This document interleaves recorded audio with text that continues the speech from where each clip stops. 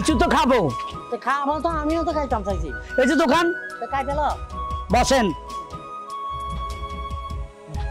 দোকানদার ভাই, আমার ঘরে 2 কাপ চা দেন। রং চা না দুধ চা? আমারটা রং চা, চিনি ছাড়া।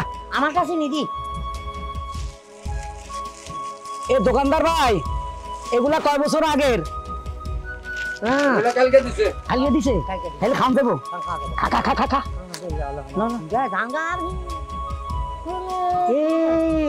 মুড়ির মধ্যে রং লাগাইছে কেন? চা দিছি বাইতে খাম। এলন চিনি ছাড়া। চিনি দিছেন? ভাই কাকু, আপনার বিয়ে শাদী হয়েছে নি? হইছে তো। হোলা মাইয়া কোগা? এক পোলা এক মাইয়া। আম্মা ছোট সংসার। বেড়া হাগল আসতে 10 গা নিব তাই না? না, এবারে ঠিক আছে। ঠিক আছে নি? তাতে না ঠিক থাকলে আমরা বেকুব তো। আমরা তো 1,15,20 লইল। তা আর দাদা দে 13 গা। তাহলে ফুটবল টিম বল দা। খান। আচ্ছা। কাপ লই যান। চাচা ভাই কত হইছে? চা 2 কাপ 10 টাকা আর মুড়ি 5 টাকা, 15 টাকা দেন। মগের মূল্য পাইছে? হ্যাঁ, চিনি 2 চামচ দিয়ে ওরে চা দিছেন, ওইটার দামও 5 টাকা। আমি চিনি ছাড়া খাইছি, ওইটার দামও 5 টাকা। মুড়ি 5 টাকা, ঠিক আছে। তাইলে আমার চার দাম পড়তো 2 টাকা। 2 টাকার যোগ নাই, তাইলে 5 টাকাই। চিনি ছাড়াও 5 টাকা, চিনি দিয়েও 5 টাকা। তাইলে ঠিক আছে। আপনার বুদ্ধিও ঠিক, আমার বুদ্ধিও ঠিক। আমি তো চিনির মানে চার মধ্যে 2 চামচ চিনি পাইতাম না। ওই 2 চামচ চিনি আমার হাতে দিয়ে দেন, তারপর আপনি টাকাটা। আচ্ছা দিতাছি। আমারও ঠকাইতে পারেন না কে? গ্রামের মধ্যে বড় শিয়ানা আছিলাম। আমার পয়সা আপনি কত? দেন চিনি 2 চামচ দেন। দেন। হ্যাঁ হ্যাঁ, এবারে সেই লোন আপনার টিয়া 15 টাকা আছে তো, আর লোন 15 টাকা। হ্যাঁ যান। চলো। হ্যাঁ হ্যাঁ, চলে যাবো। কার বাড়ি জানি যাবো আমরা? আমি কেমন কইতাম? টাইসিনের বাড়ি। টাইসিনের বাড়ি যাই, তাই না? হ্যাঁ, চিনিটা অনেক সাদা, তাই না? খাই ফেলাই।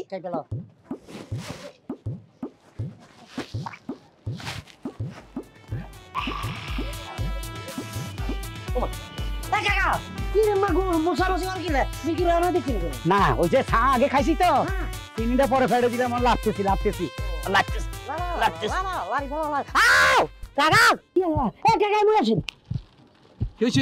আমরা চা খাই, আর টাকা অসুস্থ হয়ে গেছে, 500 টাকা জরিমানা। আরে কি কয় 500 টাকা জরিমানা? হসপিটালে ভর্তি দিব, হসপিটালে। এটা তো হসপিটালে লয়ে যাও, 100 টাকা দিলাম, তাতে লয়ে যাও। কাকা একটু উঠি যান। কি হইলে আমার সমস্যা হলো? লয়ে যাও। আচ্ছা, সারি দেন কাকা।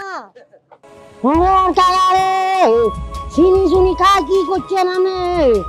হ্যালো কাকা।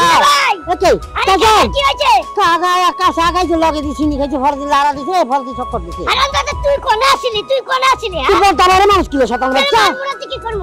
এই কাকারে তোরে কইলাম তো ভালো করে নিয়ে আই। তুই ওই কাকারে অসুস্থ বানাই নিয়ে আইছস। হ্যাঁ, আরে আতো বলছি ভাই, বাইরে জিনিস খাইও না। আরে তাতির বসাই না। আরে কাকা রে, কাকা আমরা খাইছেন গো কাকা। শোন, কালকে কিন্তু একবার বাজারে যেতেই হবে। কাকা তুই আস্তে হাই কাকা। কাকারে ধর, ভালো করে ধরিস। ওয়াও কাকা, সুন্দর মাইয়া বাবা। ও, এটা আমার চাচা, গ্রাম থেকে আইছে, সালাম করো। কে সালাম করব? পার মধ্যে 1 বছর ধুল জড়াই আছে। কি কইতাছস? হ্যাঁ, কথা তো সাবধানে কই। এই কাকা চুরে নেন সুন্দর মাইয়া বাবা। কই সুন্দর মাইয়া এটা তো তুই? ও মা গো, গ্রামের কিন্তু এত সুন্দর না। এই দে ফুলপুরি আর কুলপুরি। চাচা, গভীরে যাইও না, এটা তোমার তুই চাচা, বাইস্তা বউ। কেমন আছেন ভাবি? আপনাকে বলতে হবে কেন? কোন খাতের মুলা আইছে? এই কোথা থেকে তুলতে লাগি? আপা, তোমারে ভাবি বলছ, তুমি কানে কমানো, কোন না কিছু পুরো খারাপ। আর কাকা উল্টা সিধা বলবে না, বেবি। তোমার কাকা হয়? হ্যাঁ, মোকে ভাবি বললো কোন হিসাবে? মানে নিশ্চয় চরিত্র খারাপ। দেখছো? হ্যাঁ, ক্যারেক্টারের সমস্যা। গ্রাম আমার 3 কানি জমি আছে, আমার কেউ ওইভাবে ধমক দিয়ে কথা বলে না। সাবাস পায় না। এই বলে না অসুস্থ, এই বলে দি সুস্থ হয়ে গেছে এখন। আলাপনি তোকে ব্যবহার শুনি। বেরামে ধরছে। হ্যাঁ, উমান্না মুখের মতো জিমেন্না শুরু করছো। তোমাকে বাপ খুব ভালো করে বসতে আছি। এই কোথা থেকে গাইয়ে খেত ধরে লই আইছো? হ্যাঁ, একটাই কারণ দেয়, বমি। এখন বমি করিও না, বমি করবে বাথরুমে যায়, একদম লাগা আছে। তুই থাম, আমি ভুলে ওরে ভাবি কই ফেলাইছি। ও তো আমার ভাতিজা বউ। কি সুন্দর মিষ্টি চেহারা, চকলেটের মতো। এটা সিনেমার নায়িকা। আমি আগে সাবানা ববিতা ছবি দেখতাম না, একটা হেরমে লাগে। নায়িকা তো হবই, কারণ ডেলি বেদানার জুস খাই, তারপর কমলার জুস খাই, এইগুলা দামি দামি ফল ফ্রুট খাইয়া তারপর বেদানার মতো চেহারা হইছে। আপনাকে মতন খরেক্টা লেভেলের মানুষ তো এসব বলবে না। আমিও ভাতের মার খাই প্রতিদিন 2 কেজি। আমিও এত বড় ফেসিয়াল করি আমি জীবনে করছেন, করলে পরে থক মার সেদারা কাটিং কুটিং ঠিকঠাক মতো থাকে। আমরা একমত করি এগো গরু যে খাওয়াই না ভাতের মাছ, এগুলো লবণ দিই, এগুলো মাখাই দিব। তারা আগে মুখ ফেকে তোমার স্বামী চুপ। এই গাইয়ে ভূত এই বড়লোক বাড়িতে নিয়ে আসছো কিসের জন্য?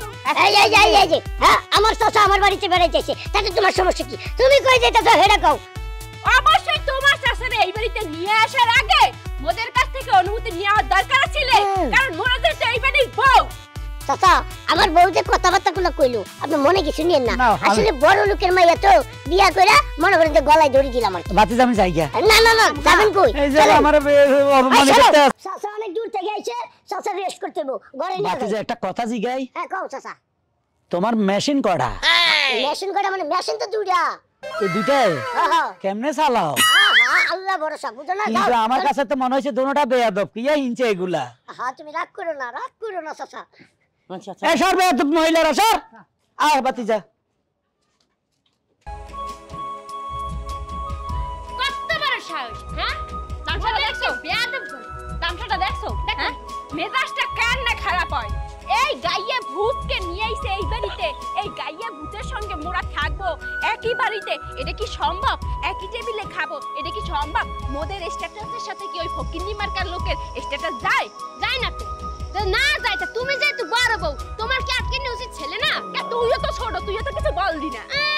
মুই আল্লাহ কইলে পারে মরতে কইবেন তুই ছোটর মতো থাক, হ্যাঁ খালি তো কইতে পারো, খালি মন লাগে বাগর বাগর। ওইসে চুপ থাক, চিল্লাইস না। ঘটনা হইছে এই গাইয়ে ভূতকে ত্রিপুলে এই বাড়ি থেকে বের করব, সেই চিন্তা করতে হইবে, কারণ এই গাইয়ে ভূতের সঙ্গে এই বাড়িতে থাকতে পারবো না। চল প্ল্যান করতে হইবে। আয় চল।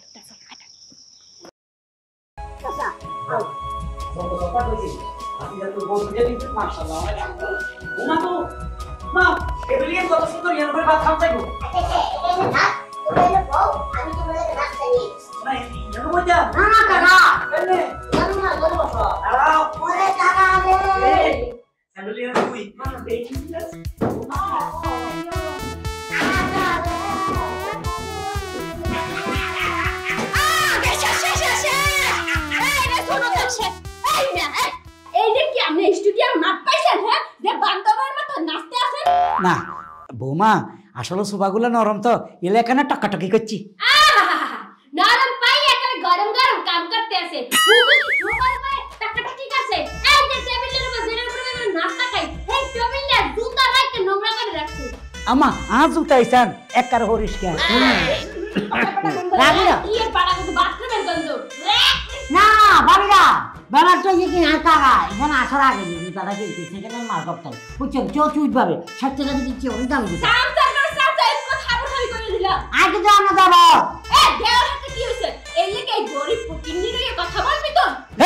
আমি চাচা শ্বশুর, কাকে গরিব ফকিন্নি বলছো? আপনি কি জানেন এই সোফার দাম কত? আপনি তো সোফার উপরে নাচতে আছেন, বুঝতে দিছেন নি? না না, এটার দাম আমি জানি, নইলে 1,500 টাকা। এই সোফাটা ভিজা, আরে সোফাটা নাই, সোফার উপরে বুঝতেই গেছে। তুই খবিস, আমরা মুদ্র কেন? টাকা আমি তো এখন না আমি লাভে না দিছি, টক্কা দিছি। এ বাতিজা দেখে যা, তোর বউ আমার বেইজ্জতি করতেছে। অপমান করে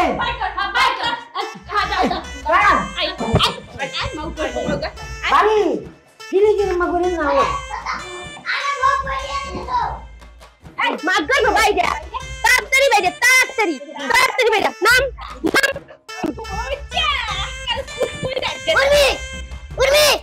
আরে কি করতেছো? তোমার সাহস, হ্যাঁ? তুমি তো আসলে মাত্রা ছাড়াই গেছো না? দাদা কত হুশ করে কবি, মাত্রা মোনা ছাড়াই নাই, মাত্রা তুমি ছাড়াইছো। কত বড় সাহস, এই গাইয়া ভূতের লাগে মোরা থাকবো, অসম্ভব কথা। এই গাইয়া ভূতকে গেটটিতে ধরে আমি এই গেটের বাইরে বার করব, আর তারপরে ঘরের মধ্যে হানছে বিস্তারের উপরে অর্ছে বিস্তারের কাছে নোংরা আইয়া আপনি